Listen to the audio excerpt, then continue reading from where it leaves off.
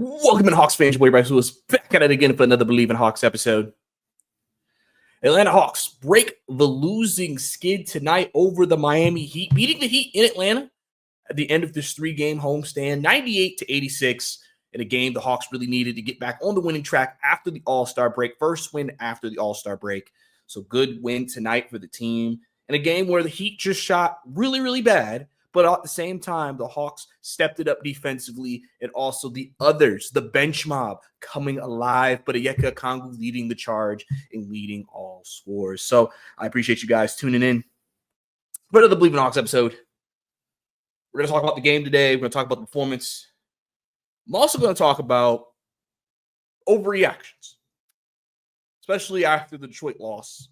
Talk about my thoughts on just a lot of reaction I saw across Facebook, Twitter after we lost, and people wondering about Trae's future and stuff like that. I'll talk about that as well, and obviously player performances from the game as well tonight. So definitely, if you enjoyed this episode, subscribe to the pod, subscribe to the channel, like the video as well. If you're listening to audio, leave a rating, leave a review, 5 stars. Thank you. He's the best. But yeah, just do that. And I appreciate you guys for tuning in for another episode of the Hawks. So let's go ahead and dive right into it, man. So the Hawks tonight, man, obviously coming into this game on a 3-game losing streak, needing to get over the snide, and gets the win. Obviously, the Heat are kind of what the Hawks are right now. Like in terms of tier of team, they're kind of in the same tier.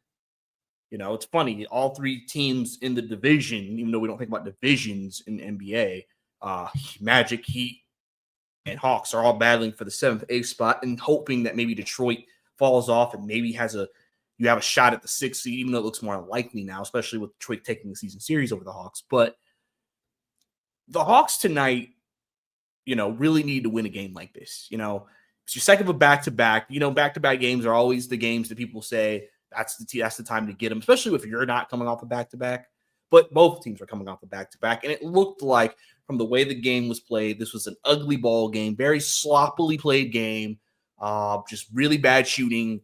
It wasn't like an energetic, exciting game. Like the Hawks, I feel like, have played 3 straight great, exciting games coming down to the wire, and just like games that would fire you up.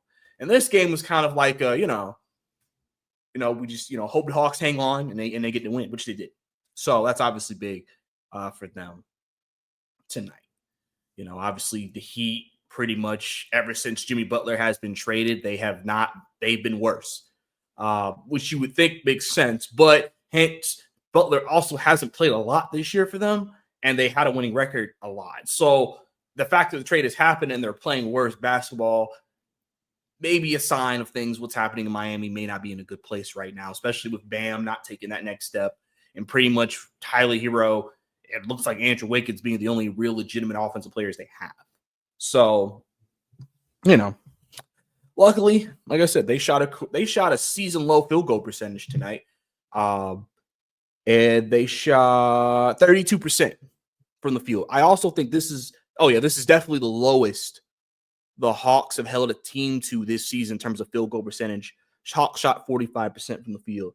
He also only shot 17% from 3. Hawks shot 25%. Not that much better, but, this game, free throw wise, Heat won that battle by like 15 free throws. Officiating was very tacky again tonight. It was another game where the Hawks picked up like 4 fouls in like 90 seconds. It's one of those things where you just kind of like, what is up with this officiating? Trae doesn't get calls. Certain guys just feels like it can get very ticky-tacky at times.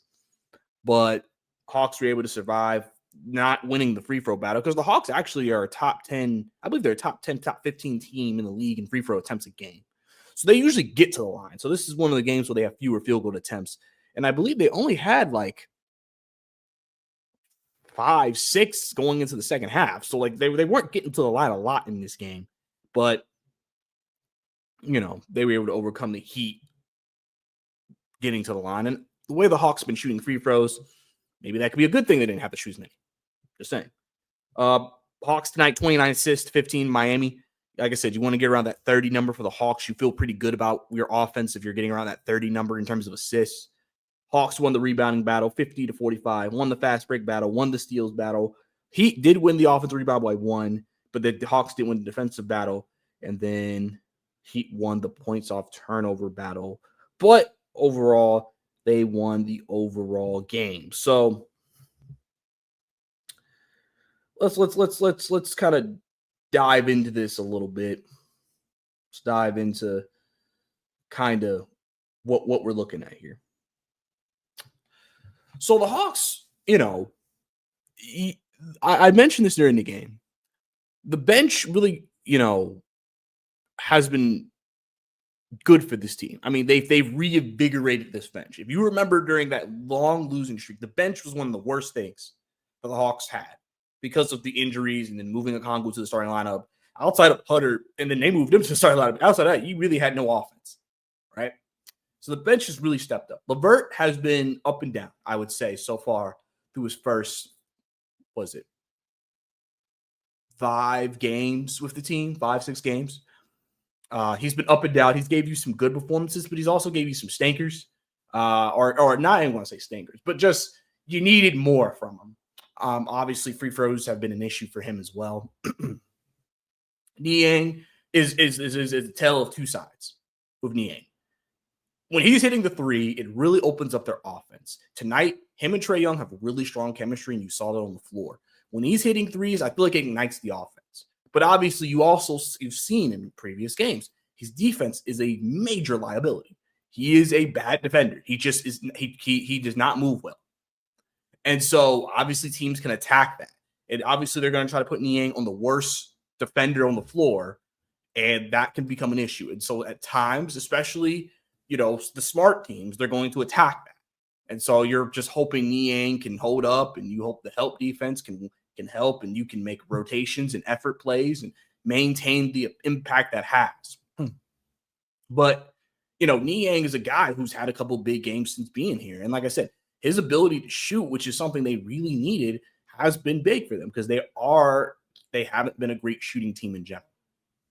So him making 3s and knocking those down have been big. And Terrence Mann has been the guy who really hasn't had, you maybe say, a great game, so to say, since he's been here. But this was definitely his best game tonight.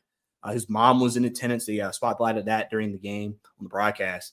And, he really played probably one of his better games, most energetic, dunk, energy, hit a couple of 3s tonight. Really just played really good basketball tonight. And those 3 guys are who they're depending on to really provide, just the different things, the offense, the defense, the ball movement, and just the ability to fit in with what they're trying to do scheme-wise with Quinn. So, they were big tonight overall from that perspective because they needed all of the offense they can get from those guys.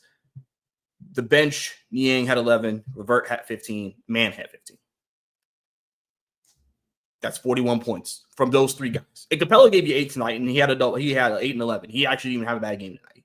He actually had a pretty decent game tonight. So overall, your bench really stepped up big for you to game where Trae Young didn't even crack, over 15 points when we had 11 in this game, but he had 14 assists. And, this reminds you a little bit of earlier in the season with that type of performance where Trae wouldn't sometimes have the biggest scoring game, but he would give you about that 10, 15 assists, get other guys involved, and that still is able to keep this team able to run. That's why they've gone to a more motion-heavy offense because of that and the ability to win a game like this. So, really good win, I would say, over the Heat to get it. Like I said, you have a 2-0 series lead on the Miami Heat tonight after this win. So, you're 1-1 with Orlando, you're 3-1 with Detroit won the season series 3-1, and then you're 2-0 on Miami. So you win one more, which you could win on Wednesday in Miami. You'll have the season series, and that's a big tiebreaker to have because you don't play Orlando again until the last 4 games of the season. You play them twice in the last 4 games of the season. So you're not going to be able to really do anything about the Orlando situation and that threat that they could bring to whatever seed you're trying to get until later in the year. But like I said, really, really good, defensive performance tonight. Like I said, offense is still a little bit of work in progress. I think that's been the biggest thing that's also hurt them too. The offense, it's been funny. I said the two worst offensive teams they've played, Orlando Heat, the Hawks haven't played that well offensively, but then they play against two better offensive teams in Detroit and the New York Knicks, and they're in 145 shootouts. So, they've kind of offensively adjusted to the team they've kind of played. So I'm curious to see what Wednesday will look like, because it's unlikely the Heat are going to shoot 32% from the field. So I wonder if that's going to help the Hawks, this next game realize, okay, we got 98-1 tonight. First time they've won a game without scoring 100 points all season. Now, we got to probably get over 100 points in the next game if we want to beat this team for a third time this year. So, like I said, overall, the Hawks did what they needed to do. They broke the losing streak. You got to win. You're now at 8th in the Eastern Conference. So, the Hawks continue to fight, continue to battle, and we'll see how things end up as the season continues to go on. But before I get into player performances, I want to talk about something. I want to talk about just, after the Detroit game, after the Magic game, well, especially the Detroit game.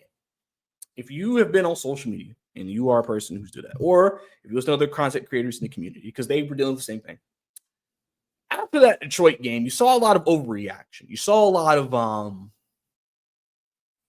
people just crashing out, trade everybody. Trae's gone. We're not good enough. Landry Field sucks. Fire Quinn. I say as a fan base, we crash out after losses. We for some reason, I see a lot of people just like, nothing's good enough. And it's not even like we're getting blown out. We're just, we're losing a tight game. And, we're just like and I think when you lose, you try to look at every reason why you lost, and then you try to blame someone for why that happened. And so the issue is, and I think from a lot of people who crash out, especially now, is Trae Young, don't know what's happening with Trae Young stuff, right? A lot of people are just, under the impression that Trae Young is unhappy. Like, I think there's a lot of assuming going on, like, oh, the way we're playing right now, Trae Young's going to leave. He's not going to sign the extension. He's done. It's over. We might need to just go ahead and get rid of him, and just build. I mean, I saw someone putting out, we need to trade everybody, which is insane, but whatever. And that's sparked, I think, a lot of people's overreaction to Hawks losses, because they're just in this mindset of like every loss is making Trae Young want to leave. And it's funny because Trae Young came out on Twitter yesterday, and they were, I think,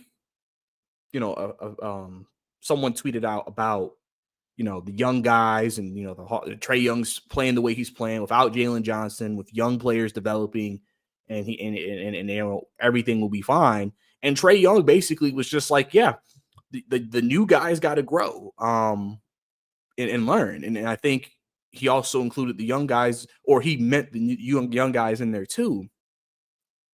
Kind of, again, publicly, praising, or not even praising, but publicly defending his guys, defending his team.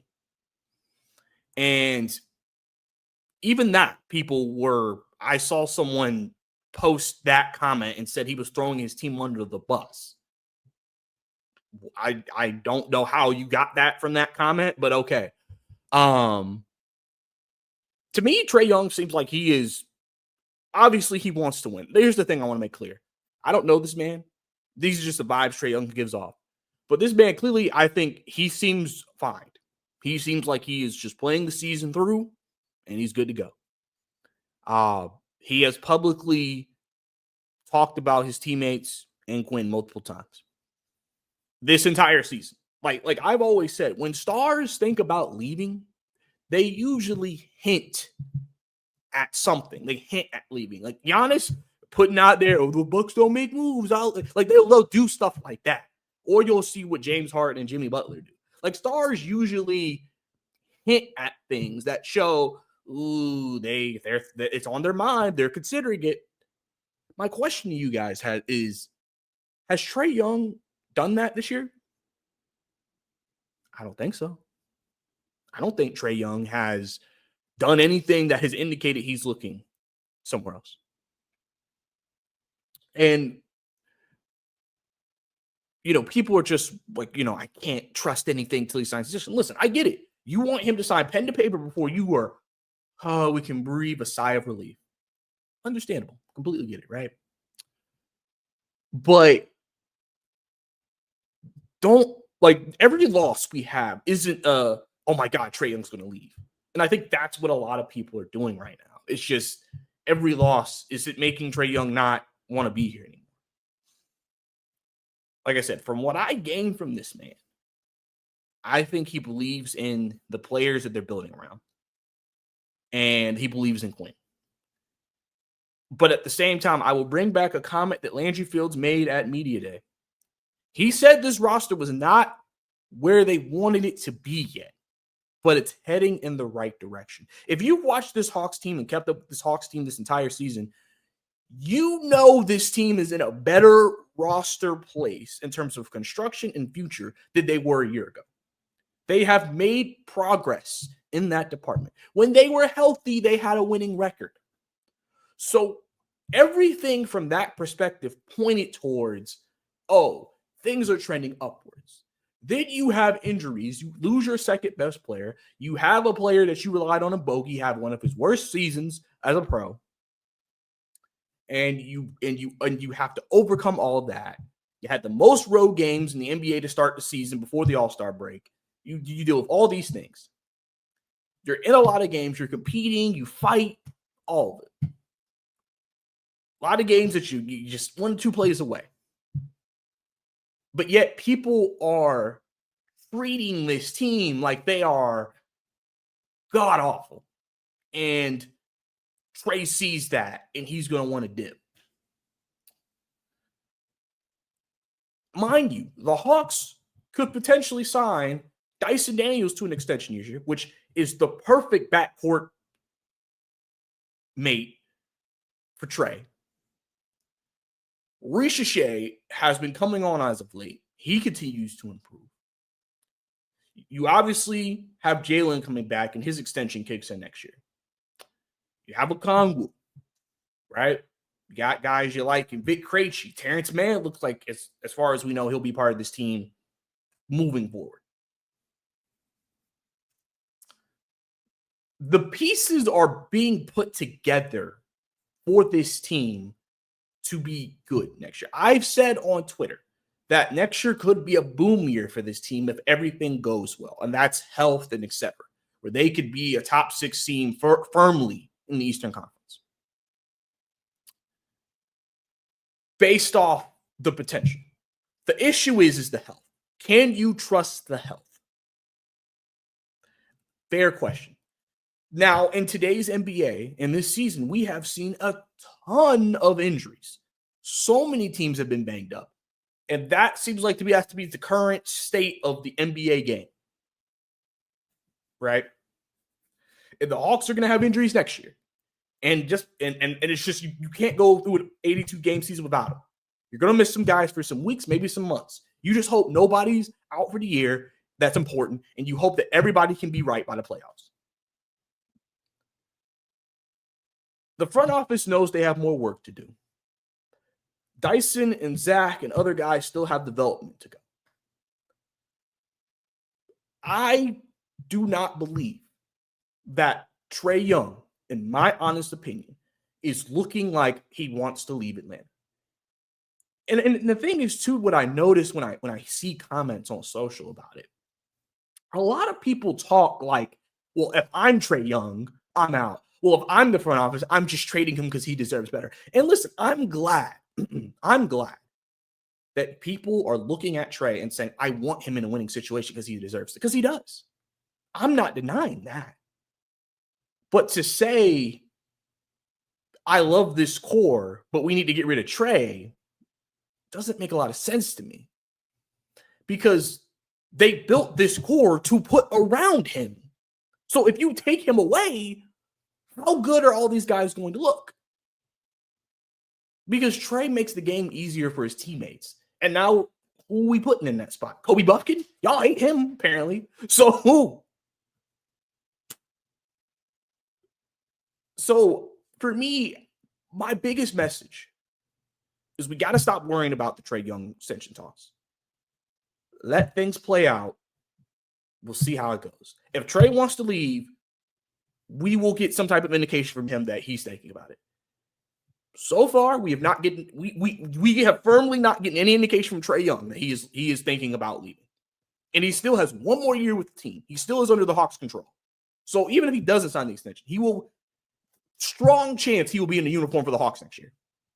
With the guys healthy, there will be a renewed excitement. The biggest thing is, what does the front office do this offseason to build around? So, big message to everybody. Relax, calm down. Just let things play out. We got to stop trying to play this guessing game, because then you overreact and now you look stupid just saying ridiculous stuff. Brad then said people been saying ridiculous things. I mean, Wes said he's seen ridiculous things. I mean, a lot of content creators are like, everybody needs to chill out. like nobody was a 3-game losing streak. Like, it's not the end of the world. It's the NBA. Got to bounce back. They lost yesterday, had to play tonight. Move on. We move. Remember that? Hashtag we move. Move on. Just want to say that. But anyway, let's go through these player performances real quick. Right. So, Zachary Ricochet tonight didn't have a great scoring game. 2 points tonight, 3 rebounds, 1 assist. He played 27 minutes, though. So, he almost played 30 minutes a game, even with not having a great offensive game. I think we've seen the trend in his game and how he's played better each game, and I think Quinn is finding more trust in Zach. So, I think this is trending upwards, especially now, because I think the biggest thing or the biggest decisions he's making at the end of these games are, is he going with LeVert or Zach? I think some people are wondering, do you ever have a game where maybe instead of Niang, you go with Zach? If Zach's having a strong 3-point shooting game, do you say, you know what, we need that defense. Let's replace Zach with Niang. I mean, Niang with Zach.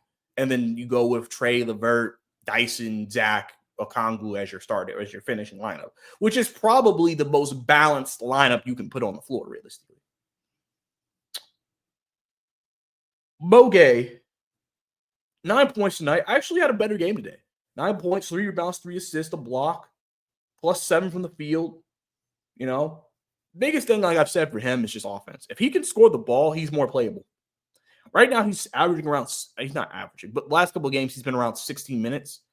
If he, like I said, and tonight he actually had a pretty solid game, you know. And so if he could just not have those disastrous games, or just those games where it's like, all right, you're not doing anything for us, he has an opportunity to creep those minutes up. And I've also mentioned this is a big time for him because he's trying to show them, hey, I could be your backup for next year. And obviously you expect him to hopefully work on his offensive game continuously this offseason. And it's a good question to even ask. Would Moge even be on the Summer League team this coming year for the 3rd time? Just to see his progress. Okongwu tonight, like I said, led everybody in scoring with 17 points, 8 rebounds, 3 assists, and 2 steals. A lot of people were going crazy about the fact that Tobias Harris scored on him. Again, I think there's a lot of bias because Tobias Harris is viewed by fans as some terrible player, when by NBA standards, he's a good player. I mean, the guy was a guy who averaged consistently 17, 18, 16 points a night. That's not a bad player. But I think people view Tobias as he's just this really bad player. Like he can't do anything because he's not special in any capacity. He's not a star in any capacity. He's just a good player. And I've talked about this before on the pod where I said, as viewers of the game, people have a hard time distinguishing star players and bad players. They think if you're not a star, you're bad, you know, and if you're, you know, and then that's the categories. And then you have that gray area and everybody just shifts you into the bad category. But Okongwu is a guy who has played well. Like, he had a bad game. Okay, that happens. Okongwu's going to have bad games. We can't say, oh, he's the worst center ever because he has a bad game. Everybody has a bad game. Every player is going to have a bad game. Bounce back. He did tonight. Led the team in scoring. Dyson Daniels tonight, 10 points, 11 rebounds, 7 steals tonight for Dyson Daniels. I love the pettiness by Quinn. Challenging late into games where you get that 7th steal. 2 assists tonight. Just being Dyson Daniels, man. All over the floor, active defensively, making plays. Double-double, big on the boards. Been so big on the boards for this team recently. And just continues to be one of the most important players for the Atlanta Hawks. And as I mentioned earlier, Trae Young, double-double tonight, 11 points, 14 assists. Hawks tonight were plus 26 with Trae Young on the floor. When Trae Young was in the game, the Hawks very much outplayed the Heat. The Heat were in this game because, again, once the Hawks didn't have Trae on the floor, they struggled to score, and the Heat were able to stay in the game.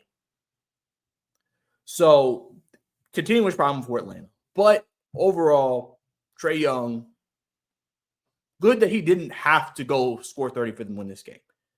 But I could definitely see him bouncing back on Wednesday in Miami with a much bigger game offensively.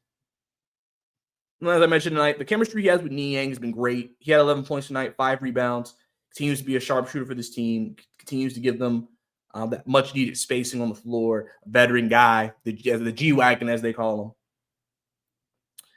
LeVert, 15 points tonight. LeVert's a guy who it feels like LeVert is so close to having a big game because he gets a lot of good looks and he gets to the paint and he can create his own shot. He just it just feels like it's like he isn't there yet. Because it's funny, people be making fun of me when they talk about the Hawks about, oh, y'all relying on Trae Young and Chris LeVert. And it's funny because it's just like, bro, like LeVert, you can see why he's playing because he can pass, he can defend, he can score. If he could just get more efficient and then shoot and hit his free throws, LeVert could be huge for the Hawks. Terrence Mann, like I said, had his best game as a Hawk tonight, 15 points. If he continues to get more comfortable in his role within the team and his scheme and the system, I think Terrence Mann, man, like I said, he's the one who he's under contract past this year. So unless the Hawks make a trade with him in it, Terrence Mann will be part of this team for years to come.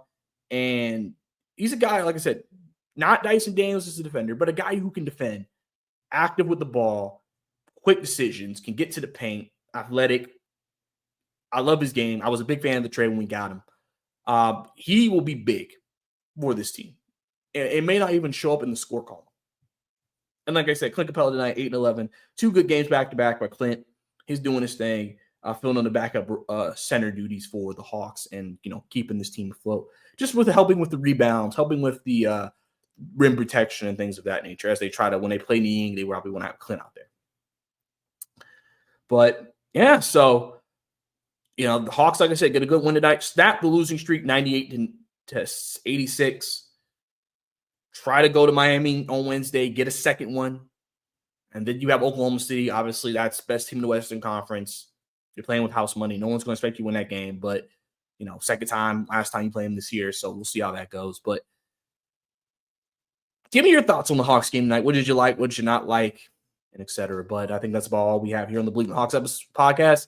I appreciate you guys tuning in. I'll go ahead and subscribe if you enjoyed the video. Like it. Leave a comment down below. Audio listeners, same thing. Appreciate all y'all tuning in. Follow me on Twitter, Brycey_2K, to keep up all my Hawks takes, analysis, thoughts, everything under the sun. And, we'll be back again Wednesday night for another one. So appreciate you guys. It's your boy, Bryce Lewis. See you next time.